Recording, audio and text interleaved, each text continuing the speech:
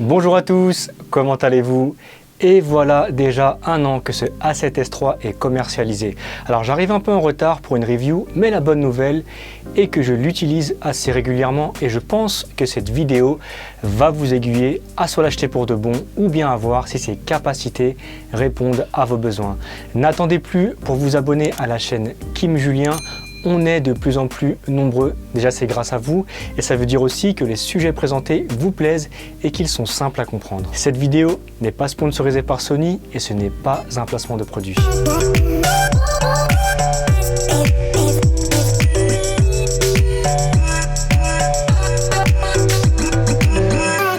On attaque cette review avec la prise en main qui a été améliorée avec un grip plus profond.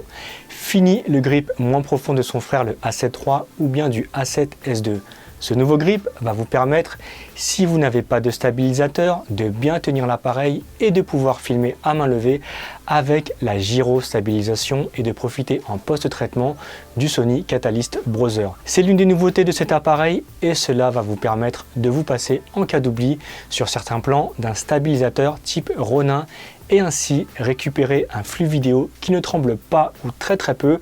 Je vous explique le principe du Gyrodata et du Catalyst Browser juste ici en suggestion. Comme pour tous les derniers appareils, il dispose de 2 slots afin d'insérer les nouvelles CF Express type A. Si vous pouvez vous les acheter, vous allez optimiser le débit vidéo et filmer en 4K 120 ou 100 fps en 4:2 10 bits. Si vous ne les prenez pas, vous serez limité à de la 4K en 60 et adieu les débits élevés. Voilà, petit rappel, la 80 Go est à plus ou moins 230 € et la 160 Go est à 440 €. Nouveauté aussi, c'est son viseur de 9 millions de pixels qui retransmet l'action en cours avec une qualité et un rendu assez net.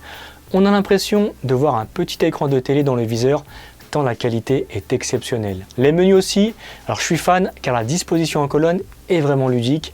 Tout a été repensé, que ce soit dans les choix des touches, les options, la personnalisation. On s'approche un peu plus de la philosophie Panasonic avec des menus aérés, colorés et clairs. Plongez-vous dans ces menus car vous pourrez optimiser à fond cet appareil. En photo, honnêtement, je peux en soutien du photographe principal, par exemple sur un reportage mariage, lui proposer les photos. Imaginez que votre photographe fait les photos avec un 50 ou un 85 mm. Vous, avec votre A7S III sur un 20 ou 24 mm, vous pouvez faire de la photo d'appoint et les proposer au photographe qui les proposera au client. J'ai fait aussi un street photo où je prenais des inconnus sur les Champs-Élysées et le rendu est totalement exploitable pour du Instagram. Après attention, il n'est pas adapté à de la pratique régulière. Je vous déconseille de vendre une prestation photo type reportage, studio, photo mode uniquement avec ce A7S III car sa résolution est très bonne en vidéo, mais en photo, on attend au minimum 20 millions de pixels pour une photo. En effet, vous ne pourrez pas cropper plus de 10 à 15%, c'est la limite de cette résolution. Et attention aussi sur les agrandissements pour les tirages photos, on peut rapidement voir du pixel, donc soyez vigilants. Sur le papier, Sony annonce une sensibilité à 409 000 ISO. C'est énorme et des fois j'ai l'impression que c'est une course à l'armement et que c'est un peu fou pour un photographe de monter aussi haut, surtout en photo. Pour de la photo, en basse lumière, ça marche bien en fonction de votre ouverture, de votre vitesse d'obturation ainsi que de l'objectif. On tient bien jusqu'à 10 000 ISO. Après, évidemment, le grain arrive ainsi qu'une luminosité blanchâtre, ce qui est logique, l'appareil va créer et générer de la luminosité afin d'éclaircir toutes les zones sombres. C'est plus un argument commercial ce 409 000 ISO, mais c'est ni exploitable professionnellement ni personnellement. Il possède aussi une rafale en 10 images par seconde. Ça aide, mais ce n'est pas son attente principale.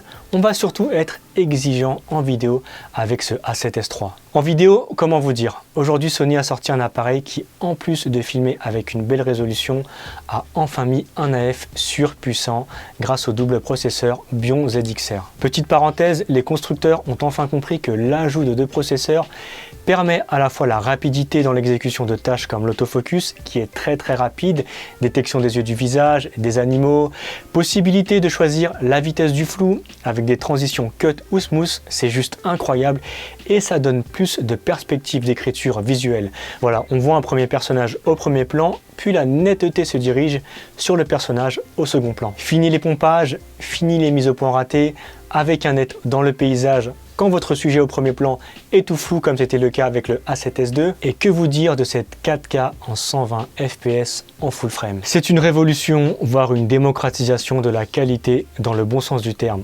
Quand Sony démocratise une technologie, eh bien toutes les marques derrière font pareil. Comme d'habitude, une stabilisation sur 5 axes du capteur est présente, le Steady Shot que vous pouvez activer ou désactiver et qui vous permettra aussi d'enclencher la gyrostabilisation. Cet A7S III pour moi est le deuxième cerveau du vidéaste. Il va être l'atout majeur du reporter, du documentaliste, de l'intervieweur, du vidéaste de mariage, du clip musical, avec surtout ses ralentis en 4K sur du plein format. Il peut, quand on sait bien l'utiliser, être une bonne caméra A en court métrage et pourquoi pas une caméra pour un long métrage. Après évidemment, la qualité se fera ressentir en fonction des objectifs qu'on lui colle au nez. En usage jour, ce A7S III fait très bien le job dès lors que vous réglez correctement votre appareil. C'est logique. Je vous montre des rushs de base, ils sont tournés en 4K 120 fps avec le très critiqué 50 mm 1.8 de chez Sony et c'est très propre.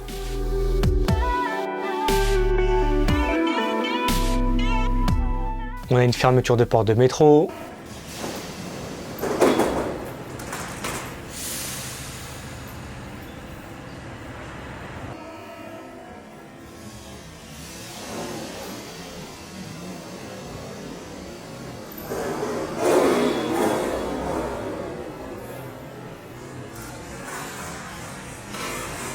Là, je me suis amusé à verser de l'eau dans un verre.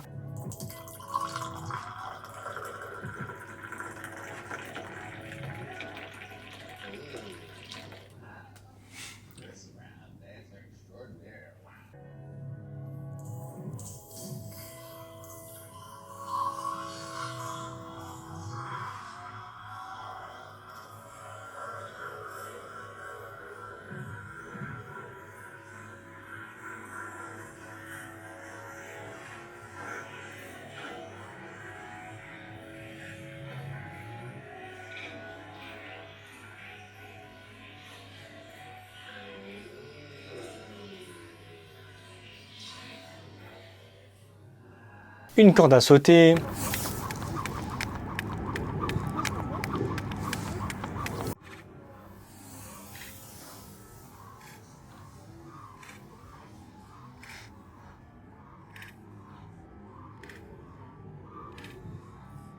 De la vidéo type vlog.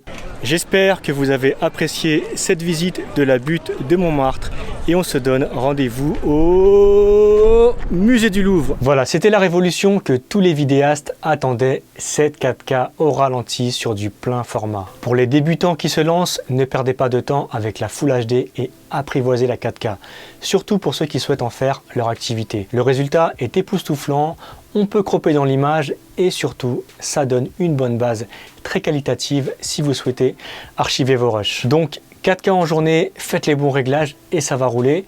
Pour les plus pointilleux, mettez le Zebra. Encadrez votre screen du rec, mettez-vous en 4:2 10 bits car c'est possible en interne. Dans la vie d'un vidéaste, on est amené à souvent avoir des séquences nocturnes, que ce soit dans un clip, dans un documentaire, dans un reportage. Bref, n'importe quel moment de la captation, dès lors qu'il y a très peu de lumière, ce A7S III va répondre avec efficacité en proposant des images belles, homogènes et pas bruitées. Si un jour vous êtes réellement dans le noir, alors oui, il filme dans la pénombre et récupère énormément de sources lumineuses comme l'affichage horaire de votre box ou de votre réveil en plein dans le noir. Mais en toute franchise, c'est inexploitable car pour moi, c'est plus une performance technique qu'un résultat exploitable professionnellement. Quand c'est bien maîtrisé, en basse luminosité, il ajoute un aspect assez particulier lors de la captation, une netteté appuyée d'un grain. Alors pour qui je le conseille? Moi je conseillerais bien aux vlogueurs. En effet, son écran sur rotule fait passer cet appareil dans cette gamme nomade où l'on peut se filmer en ayant un retour vidéo direct. Mais je le déconseillerais aussi car il est un peu cher et le perdre durant un voyage ou un séjour ferait très mal au cœur. Évidemment, pour les vidéastes de mariage, de clips, de reportages, de documentaires, c'est l'appareil par excellence pour un rendu pro. Pour les mordus d'étalonnage, on a l'enregistrement interne en 4:2 10 bits ou 8 bits, aussi en 4:0. Autre nouveauté, c'est l'arrivée du S Cinetone depuis début 2021 avec la présence du S-Log, du HDR, bref 11 picture profils disponibles pour les plus créatifs. Avant de l'acheter, pensez aussi à vérifier que vous avez des disques durs supplémentaires car la taille des fichiers sont énormes.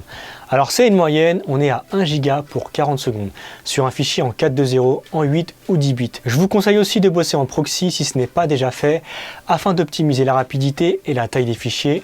J'ouvre une parenthèse car j'ai fait une vidéo sur le processeur M1 de chez Apple qui réagit super bien avec les médias en 4K full frame. Pour l'aperçu, le tri, le dérochage. Aussi attention au prix des CF Express type A.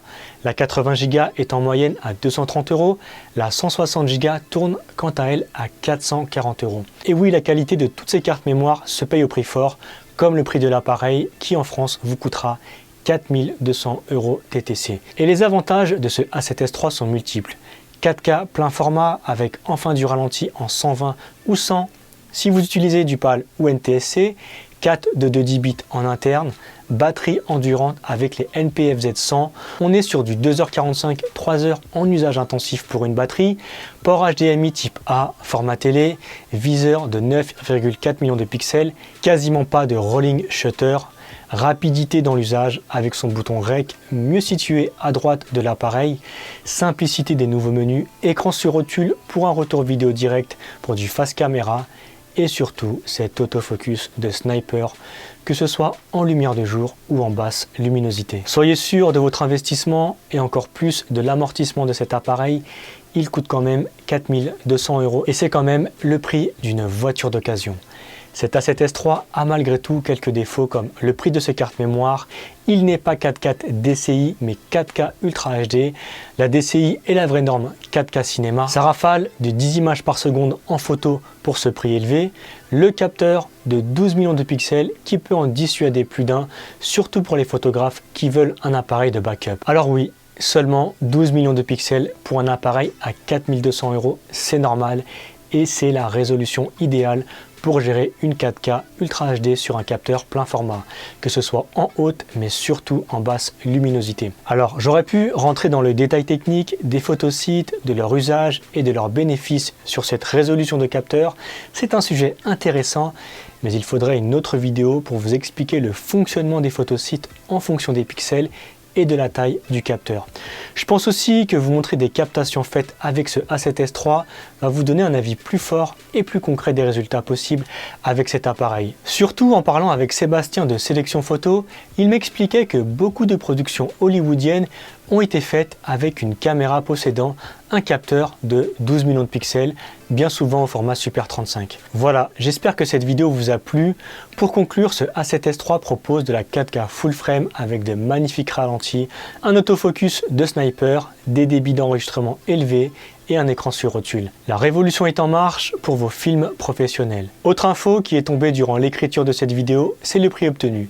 L'EISA Award 2021-2022 pour ce A7S III dans la catégorie meilleur appareil photo-vidéo. C'est une récompense qui est l'équivalent des Oscars pour les appareils photo et vidéo, donc c'est un argument supplémentaire qui justifie à la fois son prix et sa qualité. J'espère qu'avec ma vidéo, vous avez eu des réponses à vos interrogations, et si ce n'est pas le cas, n'hésitez pas à mettre vos questions dans les commentaires. Voilà, malgré un prix élevé, la promesse est tenue avec une qualité au rendez-vous et permettra aux professionnels comme aux amateurs exigeants de répondre à tous les besoins en termes de vidéo. N'attendez plus pour vous abonner à la chaîne, ça grossit petit à petit et c'est un vrai plaisir de vous livrer un contenu simple et efficace. Mais surtout, comme dans chaque fin de vidéo, c'est à votre tour de vous lancer dans la photo, dans la vidéo, même avec votre smartphone. Montrez-moi votre talent. On se retrouve très vite. À bientôt.